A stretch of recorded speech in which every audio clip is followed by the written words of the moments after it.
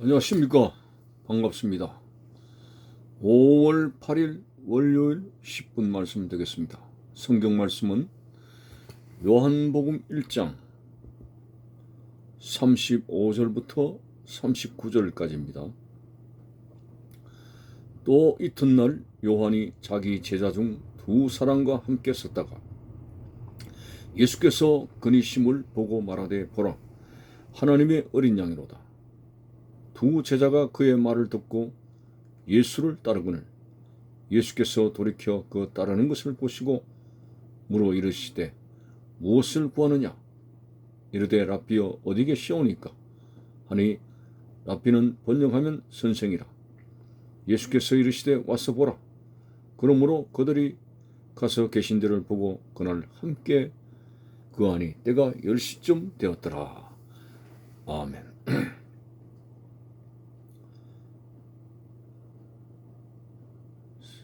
세례 요한이 자기 제자 두 사람과 함께 거리에 섰다가 예수께서 지나가심을 보고 세례 요한이 이렇게 말했습니다. 보라, 하나님의 어린 양이로다. 다른 성경에는 세상 죄를 지고 가는 하나님의 어린 양이로다. 이 표현은 바로 예수께서 메시아 되심을 말씀하는 것입니다. 하나님의 어린 양. 여기에 대한 설명은 지난번에 드렸습니다. 이 땅에 사람들을 구원하시기 위해서 모든 사람들의 죄를 안고 십자가에 희생양으로 죽으시는 하나님의 어린 양 대신 바로 메시아를 세례 요한이 일컫고 있습니다. 자, 이때에 세례 요한과 함께 했던 두 제자가 갑자기 세례 요한을 쫓던 것을 그만하고 예수님을 따랐습니다. 일순간에 세례 요한의 제자가 바로 예수님의 제자의 길로 가게 되는 모습이 보입니다. 인간적으로는 세례 요한이 그 두 제자에 대해서 굉장히 큰 배신감을 가질 수가 있습니다. 어떻게 일순간에 저렇게 마음이 변했어? 예수를 따라가느냐? 그러나 오늘 본문에서는 구체적으로 기록이 안 되어 있습니다만은 다른 성경에 보면은 이런 것에 대해서 시기 질투하는 마음을 조장하는 그런 그 분위기에 대해서 세례 요한은 분명하게 선을 긋습니다. 자신에게서 떠나가며 그리스도를 따르더라도 그것은 당연한 것이라고 하는 표현을 이렇게 말합니다. 그분은 흥하여야 하겠고 나는 쇠퇴해야 하리라고 했습니다. 이 같은 고백을 하게 되는 것은 세례 요한이 자신의 사명이 무엇인가를 분명히 깨닫고 있기 때문에 시기 질투하지 아니하고 그런 고백을 한 것입니다. 다시 말해서 그는 그리스도를 증거하기 위해서 사명을 띠고 태어난 사람입니다. 그리스도의 길을 알리고 예수 그리스도를 알리기 위해서 그는 광야에 외치는 자의 소리로 사명을 감당했습니다. 결코 그가 자신의 제자가 다 모두 그리스도에게로 자리를 옮긴다 할지라도 그의 마음속에는 솔직하게 시기 질투심이 없습니다. 그것은 배신이나 배교나 그런 것이 아닙니다.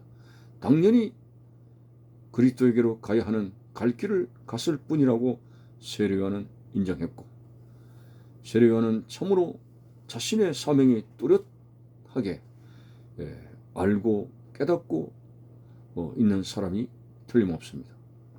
그래서 두 제자가 순간적으로 자신의 제자의 자리에서 그리스도에게로 옮겨갔습니다. 그분은 흥하여야 하겠고 나는 쇠퇴해야 하리라. 참 오늘 시기 질투라고 하는 것이 자신의 본분을 잊어버렸을 때 이 시기 질투라고 하는 감정으로 뜻하지 않는 우리의 삶에 여러 가지 파탄의 길로 갈 수가 있습니다. 가인 같은 경우도 동생의 재산은 받아주시는데 왜 내 재산은 받지 아니하느냐.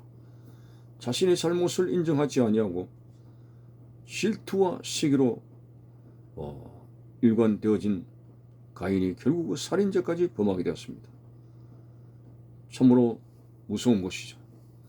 그렇지만 오늘 세례 요한은 분명히 자신의 본분을 알고 자신의 두 제자가 그리스도에게로 옮겨갔을 때도 당연한 것으로 인정을 하게 된 모습이 나옵니다.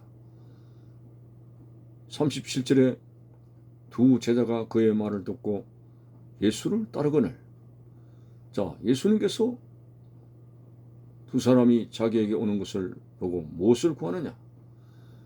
예수님은 벌써 이 두 사람이 예수님의 제자가 되는 것을 알고 계셨지만은, 그러나 많은 사람들이 주님께 올 때에 병을 고쳐달라, 뭘 해달라 하는 인간적인 그런 요구가 있기 때문에 일반적으로 그냥 모른 체 하고 묻습니다. 무엇을 구하느냐? 뭐 때문에? 병 고치기 위해서 왔느냐? 뭐 여러 가지 경제와 어떤 내 생활 속의 문제를 가지고 왔느냐? 이렇게 물어보게 된 것입니다. 그때에 이 제자는 예수님을 선생이라고 라비어라고 부른 것은 예수님의 제자가 되고자 하는 마음을 피력한 것이라고 볼 수가 있습니다. 라비어 어디 계시오니까? 이 말은 선생님께서 어디를 가시든지 따르겠습니다. 제자가 되겠습니다. 하는 고백인 것입니다. 그럴 때 예수께서 이르시되 와서 보라. 뭐 어디 계시겠다는 어떤 주소를 말씀하기보다도 와서 보면 된다. 그게 하나님의 아들 예수 그리스도의 청빈하게 사시는 그 모습 통해서 하나님의 아들 예수의 삶의 향기를 그들이 맡을 수 있는 직접적인 체험을 하는 그런 내용이 되는 것입니다. 와서 보라. 그러므로 그들이 가서 계신 데를 보고 그날 함께 그했다. 예수님이 계신 그 자리는 인간적으로는 가난한 자리요, 근검전력하는 자리요, 청빈한 자리요, 청렴한 자리요, 인간적으로는 가룟 유다처럼 예수를 따르는 목적이 돈과 출세와 이런 탐욕이 주가 된다면 두 제자는 실망을 하고 갔을 것입니다. 그러나 그렇게 청렴하고 청빈하고 가난한 그 자리에 예수님께서도 말씀하셨습니다. 여우도 굴에 있고 공중에 나는 새도 보금자리가 있지만은 인자는 머리 둘 곳이 없도다 라고 하실 정도로 그분의 거처하는 자리는 매우 인간적으로는 빈약한 자리입니다만 이 두 세례 요한의 두 제자가 예수님의 제자가 되기 위해서 예수님께서 계시는 그곳을 보고 실망하지 아니하며 그대로 예수님을 따르게 되는 모습이 제자로서 단단한 결심을 한 두 사람의 모습을 보게 됩니다. 자, 그래서 계신 데를 보고 예수님과 함께 하니까 때가 10시쯤 되었더라. 이 10시는 오후 4시를 말합니다.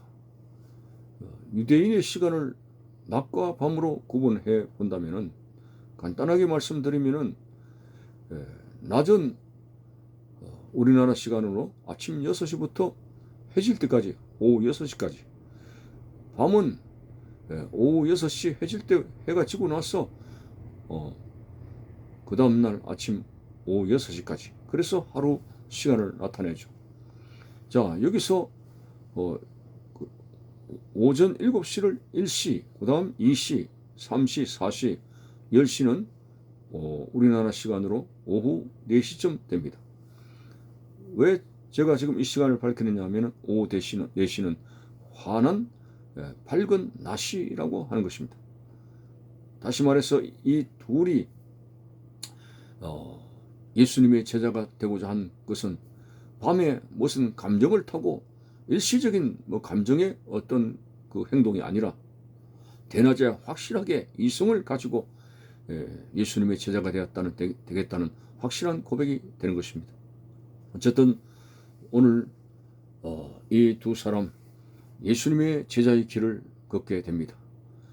예수님의 12 제자는 자리는 이거는 엄청난 복된 자리고 사명의 자리고 그리고 목숨을 주님을 위해서 내는 자리이기 때문에 참 신중한 자리가 아닐 수가 없습니다.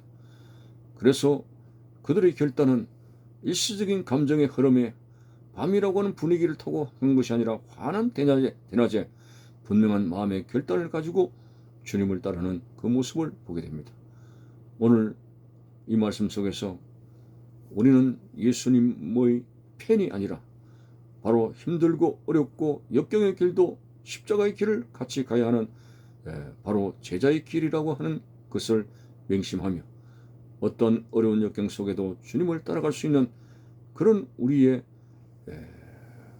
신앙의 길을 다시 재점검하고 세상에 어떤 욕심의 파동이 없이 진정 주님의 말씀을 따라가는 그리스도의 제자로서의 그런 본분을 감당할 수 있는 우리의 모습이 되어져야 될 것입니다.